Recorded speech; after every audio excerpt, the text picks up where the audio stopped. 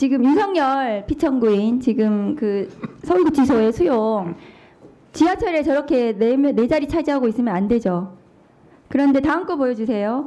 그 일반 수용자들은 방 하나에 8명씩 이렇게 수용되어 있는데 윤석열에게는 수용자 32명이 쓰는 4개의 방이 배정됐다고 하는데 맞습니까, 차관님? 아니, 사실과 다릅니다. 기본적으로 여기서 가장 잘못된 부분이 경호관은 여기 들어와 있지 않습니다. 기본적으로 경호관은 그러니까 군에 들어오고 있지 않습니다. 32명 수용하는 장소 아니, 그 공간 있습니다. 한 거 인원도 차이가 맞습니까? 있고 그리고 아마 저렇게 4개의 수용 거실이 배치된 건 맞습니까?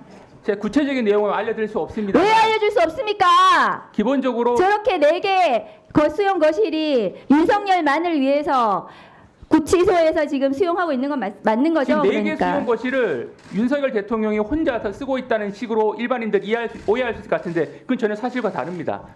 저렇게 층만, 지금 한 층만 쓰고 있습니다. 한 개 층을 쓰고 있는 건 맞죠? 한 개 층을 쓰고 있는 것도 사실과 다릅니다. 그럼 뭐가 맞습니까? 저 중에서? 한 개실만 쓰고 있고 12.32 평방미터에 혼자 지내고 있습니다. 그리고 지금 말씀하신 문제는 거는 서울구치소가 수용 정원이 2,247명인데 수용률이 152%를 넘기는 과밀 수용인데 윤석열 혼자 지금 거실에 정원이 6명인데 수용 인원을 지금 감당할 수 없는데도 불구하고 윤석열만 지금 넓은 공간을 쓰고 있다고 제보를 받았어요.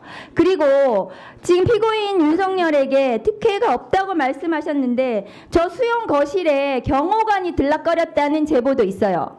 그거 알아보셨습니까? 경호관은 원칙적으로 상주하고 있지 않습니다. 경호관이 상주를 했는지 제가 묻는 게 아니라 들락거렸는지 묻는 거예요. 경호관은 저희가 그 구치소와 경호처 사이에 협의가 된 내용은 외부로 출정을 하거나 호송할 때만 예배적으로 그러니까 저 들어갔어요, 안 들어갔어요, 경호관이? 필요한 경우가 아니면 들어오지 않는 것으로 알고 있습니다. 그러니까 들어갔다는 말이네요, 그러면. 필요한 경우에는. 필요한 경우에 외부로 나갈 때 외부에 나갈 때 경호관이 들어가서 윤석열 데리고 나갔습니까? 아니 외부로 나갈 때 고 윤석열 대통령이 있는 곳까지 경호관이 들어왔는지를 별도로 확인할 필요가 있을 것 같은데 확인을 해 보십시오, 그러면.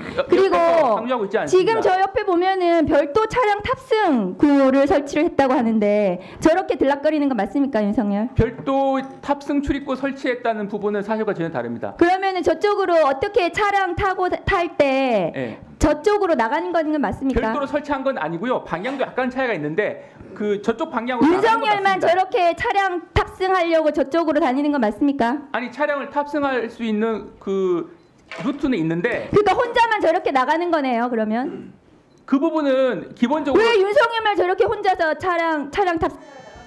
아니 기본적으로 이것은 어떻게 보면 경호와 개호가 중첩적으로 발생하는 과정에서 생기는 부분인데 일반인들과 똑같다고 그렇게 특혜 수용을 하지 말고 제대로 수용을 하시라고 수용 시설에 수용 점검을 하십시오. 네, 지금 위원님 말씀은 그러면 일반인들과 똑같이 같이 이제 거실에 둬야 되는데 혼자 쓰는 것 자체가 독거실에 제대로 수용을 시키란 말이에요. 넓은데 혼자 특혜 수용시키지 말고. 아니 수용 거실 자체를 자, 별도로 저희가 정리해 주시고요. 자, 정리해 주시고요. 차관, 네. 서울구치소에 징역 살아봤어요? 안 살아봤죠? 안 살아봤죠? 네. 네. 1, 2, 3방이 독방이에요. 4방부터 홍kop방이에요. 1, 2, 3방이 독방인데 1, 2, 3 독방은 1.04평이에요. 제가 거기서 살았어요. 살만합니다. 근데 윤석열 피의자죠 지금. 32평방미터. 12제곱미터? 예. 3.7평 정도 됩니다. 그러면 3.7333평이네요. 네, 그렇습니다. 지금 계산해 보니까 네. 이것도 특혜죠. 독거방 1.04평에 3배 넓은 방에 살고 있네요. 다만 이 종전의 박근혜 이명박 대통령과 거의 유사한 정도의 크기. 자, 그러면 아직까지는 현직 대통령이니까 그렇다 쳐요. 파면이 되면 현직 대통령이 아니죠. 네, 그렇습니다. 그런데도 이렇게 특혜 황제 수용하시겠습니까? 기본적으로 현직 대통령은 이 전직과 차이가 있는 것이 경호는 의무입니다. 지금 대통령 등의 경호에 관한 법률에 의하면 전직일 경우에는 본인이 원하지 않으면 경호를 받지 않습니다. 그런데 제 드릴 말씀은 현직으로서의 어떤 경호를 받아야 될 의무가 있고 자, 그러니까 필요하기 때문에 현직이니까 그렇다 쳐요. 경우가 필요하니까 100번 양보하더라도 현직이니까 그렇다 칩시다. 현직이 아닌 경우는 어떻게 하겠냐고 제가 묻는 거예요. 그러면 이제 전직 대통령으로 가는 것인데 정직 대통령의 경우에는 전직 대통령의 다른 또 경호와 경비가 또 그 부과가 되도록 되어 있습니다. 그런데 현직과 차이점을 어느 정도 둘 것인지는 검토를 해야 될 사항입니다. 경호관들이 구치소 안에 들어가 있습니까? 안 들어가 있습니까? 원칙적으로 들어와 있지 않습니다. 원칙적으로 네네 일단 그몇방 있다거나 하고는 있지는 않습니다. 그러면 원칙적으로 안 들어가 있다는 얘기는 비원칙적으로 들어가 있다는 얘기예요? 기본적으로 안 들어와 있다고 그러니까 들어오고 있는 상태가 아니고요. 기본적으로 출정 가거나 할 때 정문, 그러니까 외정문하고 정문 사이에서부터 그때부터 비로소 경호가 시작되는 알겠습니다. 것으로 정리됩니다. 위원장이 짧게 하나 물어보겠습니다. 경찰이 경호 김성호 차장 영장 청구 왜 3번씩이나 거부합니까? 그 부분은 수사팀이 판단을 했는데 지금 이 부분에 대해서는 심의위원회가 서울 고검에서 외부인들이 구성으로 자, 된- 수사팀에서 이렇게 판단을 했다라고 저는 추정합니다. 김성호 경호차장을 영장 청구해서 구속이 되면 김성호의 입이 두려운데 우리 검찰도 거기에 연루자가 있지 않느냐. 그래서 검찰에서 자기 보호 차원에서 경호차장의 입이 두려워서 경찰의 영장 청구 신청을 계속 반려하는 거 아니냐 하는 추론 하나. 또 하나, 경호차장이 잡혀가면 비아폰, 내란의 블랙박스, 비아폰 서버가 털리기 때문에 김성호 차장을 방패 삼아 연루되어 있는 검찰 인사들을 보호하자. 추론 2. 그 두 개 다 맞죠? 기본적으로 법리적인 측면에서 판단한 것으로 알고 있고 그 기본적으로 고검에 설치된 심의위원회에서 판단할 것으로 오해받을 일 하지 마세요. 법원에서 영장이 기각한 것도 아니고 아니 법원의 판단을 받아보자 라는 것을 왜 가로막고 나서냐는 거예요. 검찰이. 그러니까 역시 검찰스럽다 라고 국민들이 비판하는 거예요. 법사위에서 이런 얘기 나왔다는 거 전달하시고 경찰이 3번씩이나 영장 청구해달라고 하는 걸 그걸 돌려보내는 게 어디 있어요? 그러니까 검찰이 뭐가 뒤에 캥기는 게 있구나, 구린 게 있구나 라고 짐작하는 거예요. 그거 있잖아요. 윤석열 내란 수계 피의자한테 아직도 충성하는 윤석열의 끈앞풀들이 검찰에 있는지 모르겠는데 정신 차렸으면 좋겠어요. 자, 그러면 지금부터 잠시만 주목해 주시기 바랍니다.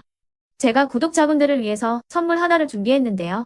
제가 항상 여러분들께 드리는 말씀이 있습니다. 뉴스만 평소에 잘 챙겨보셔도 돈이 되고 돈을 벌 수 있다라고 말씀을 드렸는데요.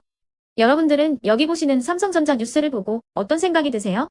아니면 정치인들의 뉴스, 날씨 뉴스를 보고는 어떤 생각이 드시나요? 그냥 뉴스만 보고 끝내는지 아니면 이 뉴스를 어떻게 이용할 수 있는지 이 부분을 고민하고 계시는지를 되물어보고 싶습니다. 그 이유가 뭐냐 하면 제가 지난번에 여러분들께 뭐라고 말씀을 드렸었죠? 지금은 반도체 섹터를 눈여겨보셔야 한다고 말씀드렸습니다. 그리고 나서 이런 썸네일들 뉴스를 통해서 많이 보셨을 겁니다. 반도체 내용이 이슈가 됐을 때 부자들은 어떻게 생각한다? 반도체 관련주들은 뭐가 있는지, 어떤 종목이 가장 좋은지, 어디에 투자해야 돈이 몰리는지 자연스럽게 생각한다고 제가 말씀을 드렸죠. 그 이유가 뭐냐 하면 부자들이 봤을 때는 이슈가 곧 돈으로 이어지고 그 이슈가 나에게 돈을 벌어준다는 경험적 확신이 있기 때문에 부자들은 항상 이런 사회적 이슈를 관심 있게 챙겨본다고 제가 말씀을 드렸습니다. 이번에도 마찬가지인데요. 제가 지난번에 시청자분들과 함께하는 주식으로 수익 내기 이벤트를 진행했었죠. 당연히 100% 무료로 진행을 했었고요. 여기 보시면 아시겠지만 제가 지난번에도 구독이라고 보내주신 모든 시청자분들께 반도체 관련주 중에 가장 크게 급등할 딱 한 종목, 많은 종목도 아니라 한미반도체 한 종목을 여러분들께 추천드렸어요. 그러면서 여기 나와 있는 대로 정확히 얼마에 매수해야 하는지, 그리고 수익률이 어느 정도 나왔을 때 팔아야 하는지를, 이런 부분들까지 여러분들에게 정확히 알려드렸었는데 지금 실제로 어떻게 되었다? 오른쪽을 보시면 아시겠지만 제가 지난번 문자 발송으로 이 한미 반도체를 소개해드리고 나서 실제로 이렇게 5배 이상 어마무시한 상승이 나왔습니다. 100만 원만 투자를 했어도 무려 500만 원이 넘는 수익금이 생긴 거죠. 그래서 당시에도 굉장히 많은 분들이 제가 드린 이 한미 반도체로 수익을 내실 수가 있으셨을 텐데요. 다시 한번 축하드린다고 말씀을 드리겠고, 이번에도 마찬가지입니다. 앞으로도 2024년, 2025년 계속해서 기대해볼 섹터는 AI입니다. 그 중에서도 AI 반도체는 그 누구도 부정할 수 없는 미래 성장 산업입니다. 그러면 우리가 어떻게 생각해 볼 수 있을까요? AI 반도체 종목 중에 앞으로 크게 대장 역할을 하면서 10배 이상 급등할 수 있는 텐베고 종목을 지금부터 열심히 추적해야 한다는 겁니다. 큰 돈을 투자하지 않더라도 월급의 일부분, 아주 소액이라도 이 종목을 모아가야 수백 %의 수익률을 손에 쥘 수 있는 것이죠. 지금 여러분이 보고 계시는 이 유튜브 또한 AI 반도체와 아주 밀접한 연관이 있고, 반도체야말로 대한민국의 핵심 산업으로 앞으로 더더욱 시장은 성장할 수밖에 없습니다. 그렇기 때문에 제가 이번에도 뭘 보내드리고 있냐면, 지난번과 똑같이 구독이라는 문자를 보내주시면 제가 AI 반도체 관련주 중에 앞으로 대장주 역할을 하면서 주가가 가장 크게 급등할 한 종목을 여러분들께 문자 발송으로 종목명과 사고 파는 시점을 모두 알려드릴 건데요. 그 문자를 받고 여러분들이 주식으로 돈 버는 연습을 한번 해보셨으면 좋겠고요. 혹시라도 나는 주식을 하지 않는다 하시는 분들은 주변에 주식하시는 지인분들에게 말씀을 해주셔도 되고요. 아니면 연세가 있으셔서 투자가 어렵다 하시는 분들은 이 종목을 자녀분들에게 한번 사봐라, 이걸로 한번 수익을 내봐라, 이렇게 조언을 해주실 수도 있는 거겠죠. 그래서 지금 이 영상을 보시는 시청자분들 중에 나도 이번 종목이 좀 궁금하다 하시는 분들은요, 누구나 상관없이, 그리고 어느 시간대나 상관없이 부담 없이 010-2514-5930번으로 구독이라는 문자 보내주시면 제가 이번에도 똑같이 무료 추천 급등주 문자를 보내드리겠습니다. 이해되시겠죠? 제 번호 010-2514-5930번으로 구독이라는 문자 보내주시면 여러분들이 직접 이슈를 통해서 돈 버는 연습을 해보실 수가 있는 거고, 제가 돈을 받는 것도 아니고 투자를 대신해 드리는 것도 아니기 때문에 부담 없이 신청해 주시면 되는 겁니다. 그리고 수익이 나면 저는 다른 것은 하나도 바라지 않습니다. 제 채널에 구독, 좋아요 한 번씩만 눌러주시라, 이렇게 다시 한번 말씀을 드리겠습니다.